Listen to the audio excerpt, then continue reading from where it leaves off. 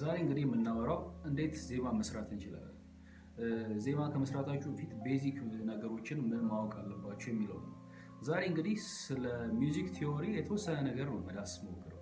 ሚውዚክ ቲዮሪ ሜቢ ዲቴል አልገባ እችላለሁ፣ ነገር ግን ከሚውዚክ ቲዮሪ ውስጥ አንድ ኮንሴፕት ለማየት ሞክራለሁ። ከዚህ በፊት ይሄኛውን ኮንሴፕት ሰምታችሁ ሊሆን ይችላል።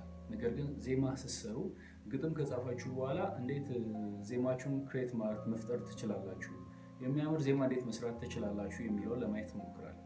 እኛ ሀገር በብዛት ቆንጆ ዜማዎች አሉ። እነዚህ ዜማዎች በአምስት ድምፅ ላይ ዲፔንድ የሚሆኑት ፔንታቶኒክ በምንለው ድምፅ ላይ ማለት ነው። ፈረንጆቹ ደግሞ 7 ድምፅ ይጠቀማሉ። ዲያቶኒክ የምንለው ወይም 7ቱንም ኪዎች ይጠቀማሉ፣ 7ቱንም ድምፆች ይጠቀማሉ ማለት ነው። ዛሬ እንግዲህ ኮርድ ምን እንደሆነ፣ እነዚህ 7 ድምፆች ውስጥ ኮርድ እንዴት ቢውል እንደምናደርግ፣ ዜማችንን ኮርድ ላይ እንዴት ተንተርሰን እንደምንሰራ ነው ማሳያችሁ። እንግዲህ አንድ መዝሙር ከዛ በፊት ላሳያችሁ።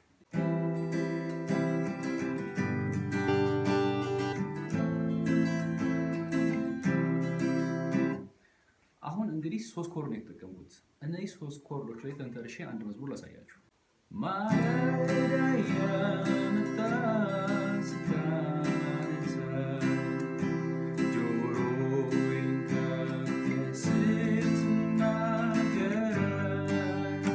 የአሁኑ መዝሙር እንግዲህ 3 የኮርድ ፕሮግሬሽን የተጠቀምኩት ሲ፣ ኤ ማይነር ከዛ ጂ።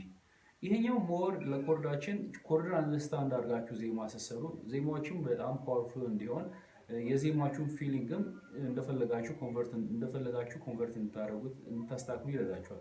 ለምሳሌ አሁን የተጠቀምኩት ኮርድ ሃፒ ኮርድ ይባላል።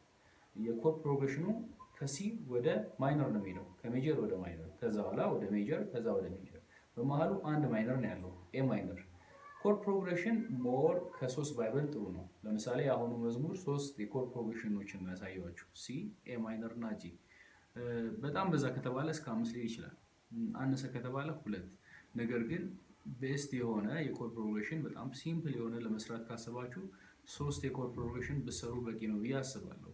ስለ ኮርዶች የሚመሰረቱት ከ2 እና ከ3 በላይ በሆኑ ድምፆች ነው፣ አንድ ላይ በሚገረፉ ማለት ነው። ለምሳሌ የሲ ኮርድ ድምፅ ይሄ ሲሆን አንድ ላይ ከሌሎቹ ጋር ይሄን ይመስላል። ኮርድን ቢውል አድርጋችሁ ኮርድን አንደርስታንድ አድርጋችሁ ዜማ ስትሰሩ ሞር የዜማችሁ ውበት ከፍ ያለ ይሆናል። የዜማችሁን ዳይሜንሽን ወዴት መሄድ እንዳለበት፣ ምን ፊሊንግ መፍጠር እንዳለበት ኮንትሮል ማድረግ ትችላላችሁ።